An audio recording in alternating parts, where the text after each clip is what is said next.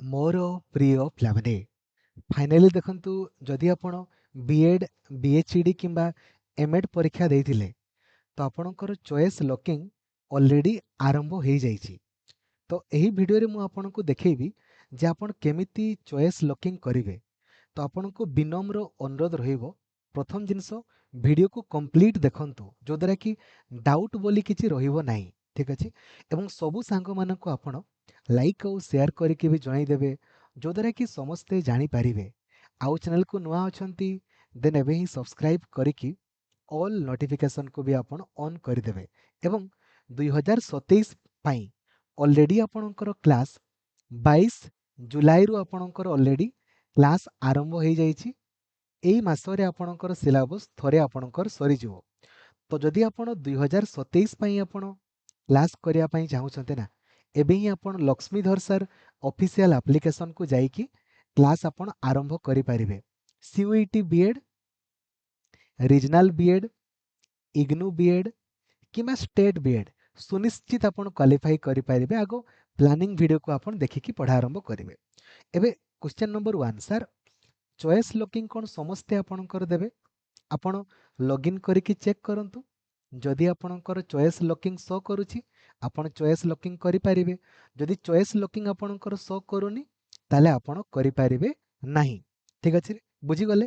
ତାହେଲେ choice locking କେଉଁମାନେ କରିପାରିବେ? କେବଳ ଯେଉଁମାନଙ୍କୁ ଶୋ କରୁଛି। Number 1 number 2 sir choice locking କଲେ ହିଁ କ'ଣ ମୋତେ ସିଲେକ୍ସନ୍ ଆପଣଙ୍କର ମିଳିଯିବ? ବିଲକୁଲ ବି ନୁହେଁ। ଚଏସ୍ ଲକିଂର ଅର୍ଥ ଆପଣ ଚଏସ୍ ଦେବେ ଦେନ୍ ଆପଣଙ୍କର ମାର୍କ ଅନୁସାରେ ହେଇପାରେ ହେଇ ନପାରେ କହିହେବ ନାହିଁ। ବୁଝିଗଲେ? ଏବେ ଆଚ୍ଛା ବିଏଚଡି ହେଲା ଯେଉଁମାନେ ବିଏଚଡି ପିଲା ପରୀକ୍ଷା ଦେବେ ତାଙ୍କର ଯେହେତୁ ଗୋଟେ ହିଁ ଆପଣଙ୍କର କଲେଜ ଅଛି, ଓନ୍ଲି ଗୋଟେ କଲେଜ, ତ ତାଙ୍କର କୌଣସି ବି ଚଏସ୍ ଲକିଂ ହେବ ନାହିଁ। କେବଳ ବିଏଡ୍ ପିଲା ଏବଂ ଏମଏଡ୍ ପିଲାଙ୍କର ହିଁ ଚଏସ୍ ଲକିଂ ଆପଣଙ୍କର ହେବ। ଠିକ୍ ଅଛି, ଏବେ ଚଏସ୍ ଲକିଂ କରିବା ପୂର୍ବରୁ ଆଗ ଗୋଟେ କାମ କରନ୍ତୁ ହେଲା। ଆଗ କ'ଣ କରିବେ ନା t.samsodisha.gov.in କୁ ଆପଣ ଯିବେ।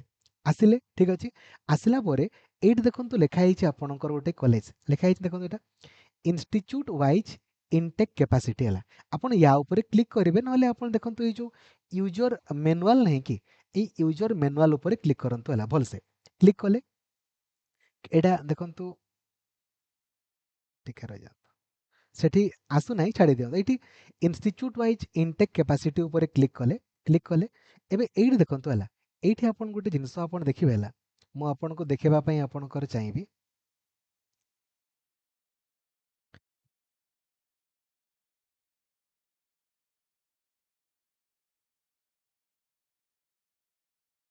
এইটি দেখন্তু ହେଲା, এইଠି ଆପଣ କ୍ଲିକ୍ କରିବେ ଇନଷ୍ଟିଚ୍ୟୁସନ୍ ଡିଟେଲ୍ସ ରିପୋର୍ଟ ହେଲା। ୟା ଉପରେ ଆପଣ ଯେମିତି କ୍ଲିକ୍ କରିବେ ହେଲା, ଏଇ ୟା ଉପରେ କ୍ଲିକ୍ କରିବେ ହେଲା। ଚଏସ୍ ଲକିଂ ପୂର୍ବରୁ ଆଗ ୟା ଉପରେ କ୍ଲିକ୍ କରିବା ପାଇଁ ଭୁଲିବେନି। ଯେମିତି ୟା ଉପରେ କ୍ଲିକ୍ କରିବେ এইଭଳିଆ ଆପଣଙ୍କୁ ଦେଖନ୍ତୁ ଶୋ କଲା। ଠିକ୍ ଅଛି, এইଠି ଦେଖନ୍ତୁ ଲେଖା ହେଇଛି ହେଲା ଯେ ଯେଉଁ କଲେଜର ବି ସାଇଡ଼୍ରେ ସେଲ୍ଫ ଫାଇନାନ୍ସିଂ ଲେଖା ହେଇଛି ନା ଏଇ କଲେଜ ଗୁଡ଼ାକୁ ଆପଣ ପରେ ଦେବେ ହେଲା। ଯେଉଁ ରେଗୁଲାର ଆପଣଙ୍କୁ ଲେଖା ହେଇଛି ମାନେ ମନେ ରଖିବେ ରେଗୁଲାର କଲେଜରେ ଏଗୁଡ଼ା ହେଉଛି ଗଭର୍ଣ୍ଣମେଣ୍ଟ। ତ ଯେଉଁ ସାଇଡ଼୍ରେ ଆପଣଙ୍କର ସେଲ୍ଫ ଫାଇନାନ୍ସିଂ ଲେଖା ହେଇଛି ଏଗୁଡ଼ା ହେଉଛି ଆପଣଙ୍କର ସେଲ୍ଫ ଫାଇନାନ୍ସିଂ କଲେଜ ଗୁଡ଼ା ହେଲା। ସବୁ କଲେଜ ଗୁଡ଼ାକୁ ଆପଣ ଦେବେ, କିନ୍ତୁ ଏଇ ଯେଉଁ ରେଗୁଲାର ଲେଖା ହେଇନି କି ଆଗ ଏଇ ରେଗୁଲାର ଗୁଡ଼ାକୁ ଆପଣ ଦେବେ। ଠିକ୍ ଅଛି, ତା ମାନେ 1 2 ଆପଣ ଟିକେ ଘରେ ଡିସ୍କସନ୍ କରନ୍ତୁ କେଉଁ କଲେଜଟାକୁ ଆଗ ପାଖରେ ଦେବେ। କାହିଁକି ନା କଲେଜ ଅନୁସାରେ ତ ପର କଥା, ଆପଣଙ୍କର ମାର୍କ ଅନୁସାରେ ହିଁ ଡିସାଇଡ୍ ହେବ ଯେ ଆପଣଙ୍କର ସିଲେକ୍ସନ୍ ହେବ କି ନାହିଁ।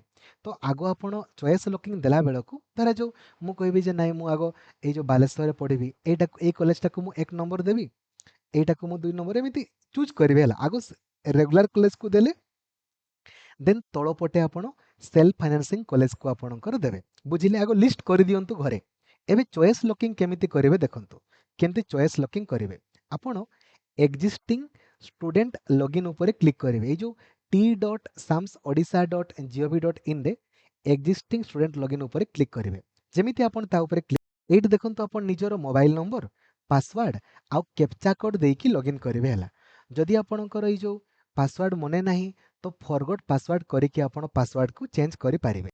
ଦେଖନ୍ତୁ ଯେମିତି ଆପଣ ତା ଉପରେ କ୍ଲିକ୍ କରିବେ ନା ଆପଣଙ୍କୁ ବାଁ ପଟେ ଆପଣଙ୍କର ଏଇ ଯେଉଁ ଏଇ ଚିହ୍ନ ଉପରେ କ୍ଲିକ୍ କରିବେ ହେଲା। ବାଁ ପଟେ ଯେଉଁ ଏଇ ଚିହ୍ନ ୟା ଉପରେ କ୍ଲିକ୍ କଲେ ଏଇଠି ଦେଖନ୍ତୁ ଆପଣଙ୍କର ଶୋ କରିବ चॉइस लॉकिंग बोली है ठीक अच्छे ये चॉइस लॉकिंग ऊपर क्लिक करेंगे ठीक अच्छे एबे देखंतु आपनकु सबु कॉलेज रो ना गुडा आपनकर शो करूछि जेमति नवकृष्ण चौधरी कॉलेज लिखा हिच ना आपन देखंतु कोउटाकू एक नंबर रे आपन देबे धरा जो आपन कहउचंती नाइ मु ए जो नवकृष्ण टाकू देबी तो एड ऊपर जेमिति क्लिक करिवे देखंतु एटा आसी गला एबे कोइ सब बडे गवर्नमेंट गुडा को आगे देबे हला धरा जो मु कहउछि आपनकर ए जो भवानीपाटना कॉलेज टाकू देली हैला एबे आपन कहबे नाइ सर मु एटा भूल रे एपटे देली तो आपन चाहिले या ऊपर क्लिक करिकि ऊपर को करि पारिबे या ऊपर क्लिक करके ऊपर करि पारले एई भड़िया ठीक अछि आपण चाहिले या ऊपर क्लिक करके पुनी तल को करि पारिबे एई भड़िया गुटे परे गुटे सब कॉलेज को आपण सिलेक्ट करी करी आपणकर जिवे डिसाइड करंतु कोटा को एक नंबर रखिबे कोटा को दुई नंबर रखिबे एमिति आपण करी करी आपणकर गले